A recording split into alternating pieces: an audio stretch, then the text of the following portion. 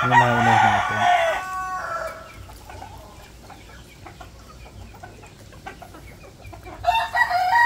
Ayan tayo, 5 inahin ngayon. 5 inahin natin na ano, may lahi. Ano pala? 4 lang. Tapos yung isang yun, yung black sa gitna. Ano siya? Tagalog. Kasi ito yung ating tandang. Ito yung isa. Yan o. Tapos ito yung isa. Ito yung malaki. Ito na yung pasisiw natin eh. Pogi yan.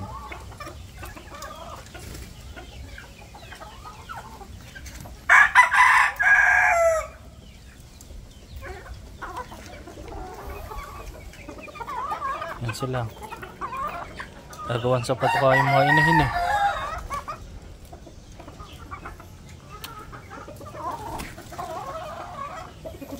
Ito sana maparami natin. Tapos yun yung isang yun. Nasa dulo.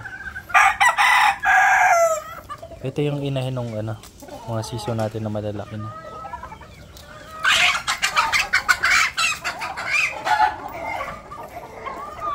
Tapos ito yung naglugon.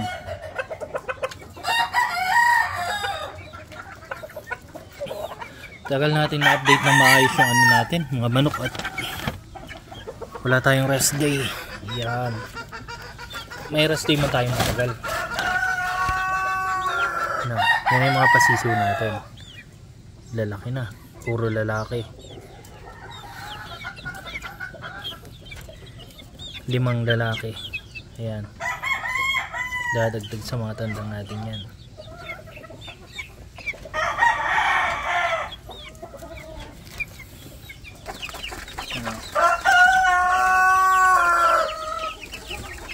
Pogi din yan. Lalapit yan. Asus. Ito. Ayan.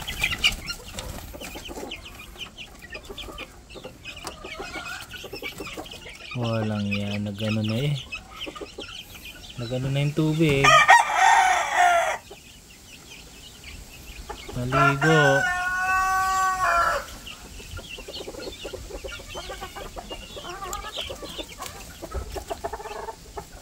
Ito na mga Rhode Island natin na pasisiw. Sariling atin yan. Kaya lang ano sila, parang matagal lumaki.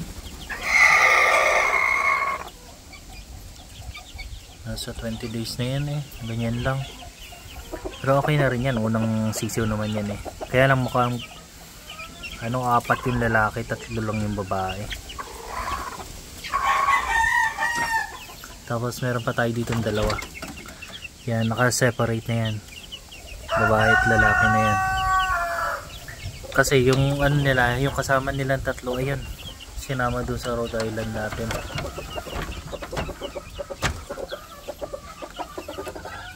Ganyan lang sila.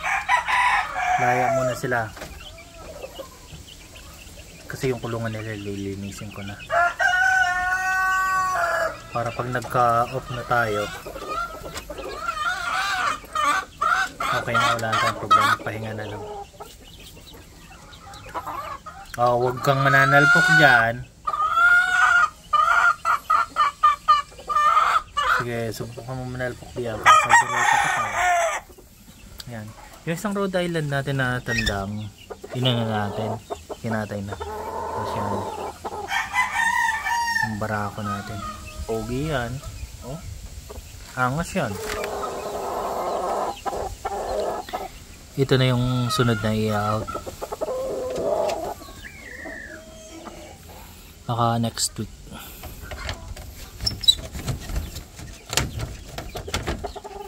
Mas meron tayo dito. Ito yung itim yung paa. Hindi natin pwede ilabas eh. At magkakapang-abot yan sila. Tasya. Yung man fighter natin dun, huwag na nating anuhin yun. Nananalp ko lang yun. Dito na lang tayo sa mga nakalabas. Ayan o. Ang laki din na itong tandang na to. Malapit na rin yan. Nakakondisyon na rin naman yan eh. Ito yung nanay ng 5 sisiw na yun. Tapos ito malapit na itong mga itlog. Diyan tayo magpapalahi ng bago. Tapos yung Tagalog na yun, gagawin lang natin yung ano yun. Ano yun? Yung tagalimlim ng itlog ng Rhode Island natin. Para pwede na tayo magbenta sa sunod ng sisiw. Kasi yung Rhode Island natin, tuloy-tuloy yung pag-itlog. Non-stop siya. Ayan. Tapos ito yung lovebird natin. Ayan. Ito yung dalawa natin lovebird na mabait.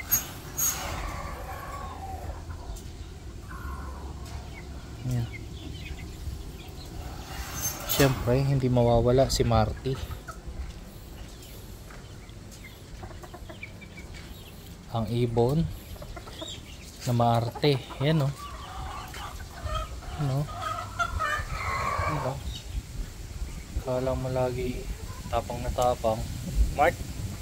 Mart? Mart? Mart?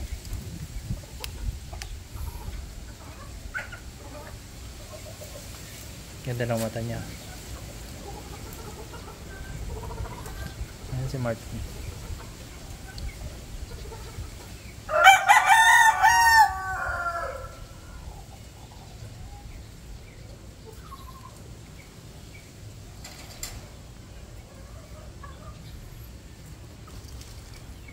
Ganda ng ano niya. Parang yung pinakang kumbaga sa manok ay parang palong niya pero balahibo. Ayan. Corona. Nagsimula na siyang sumibol. Saka yung puti-puti niyang spot sa pakpak meron na rin. Mart, Mart, Mart, may sabihin ako sa'yo, Mart. Mart, Mart, Mart. Uy, ako nagpakain sa'yo ha. Ganyan-ganyan ka sa akin. Ano?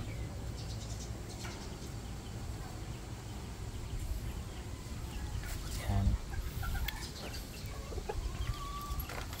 Parihan natin itong mga sisiw. Sila lang din. Kakasama.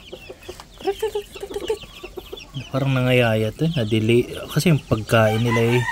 Minsan sala-sala.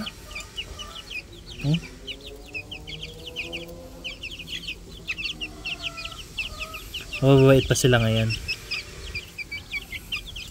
Kahit walang patoka, mabait yan.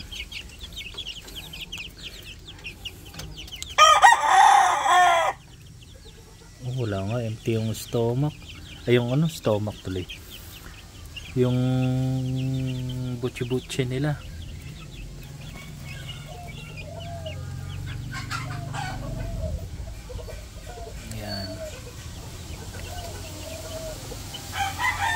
Check natin yung Rhode Island kung may itlog kasi nag-harvest ako nung isang araw doon eh. Naka ano na sila 3 days. Check natin. Krumado. Ito. Lungkot na nila. Nawala yung isa. Pinakakatay ko na yung isa at masyadong maingay. Saka kawawa itong mga inahin nangayayat kakaano eh. Ito ang iniwan ko, yung pinakamalaki, yung katawan. Ito yung 4 kilos eh. Yan. Tapos yung itlog nila, ayun, may itlog na. 5. Yan. Hindi pa na itlog yung isa. Sigurado mamaya yun, bukas ang umaga. Pero baka mamayang gabi, mga itlog na rin yan. Kasi minsan nauna yung isa eh. Ayan. Pero nakakamiss din yung isa.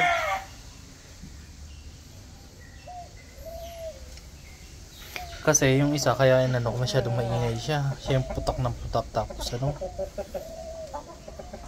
lagi-lagi initiate ng away. Itong isang to hindi niya matalo. Kaya bugbog sarado siya lagi. Yan. At least ngayon makaalwan-alwan na yung dalawang inahin. Hindi na sila mabubugbog. Isa na lang yung tandang nila.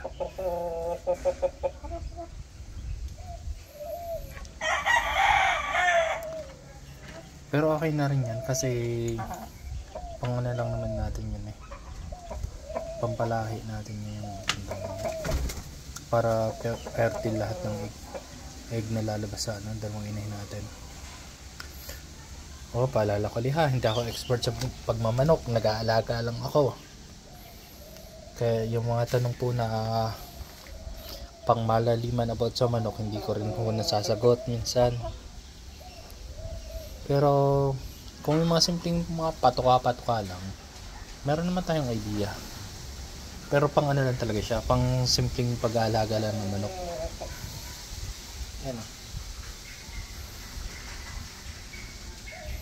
Yan yung tatlo nating ano. Tatlo na lang. Tapos may 7 tayong sisiw. Bali 10, sarado 10 yung Rhode Island natin.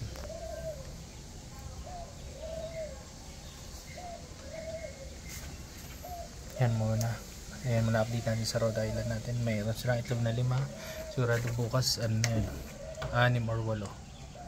Kasi mangingitlog pa isa ngayon eh. Okay na muna update natin. Labas tayo. Ayan guys, maharte. Ayan ang situation sa manukan.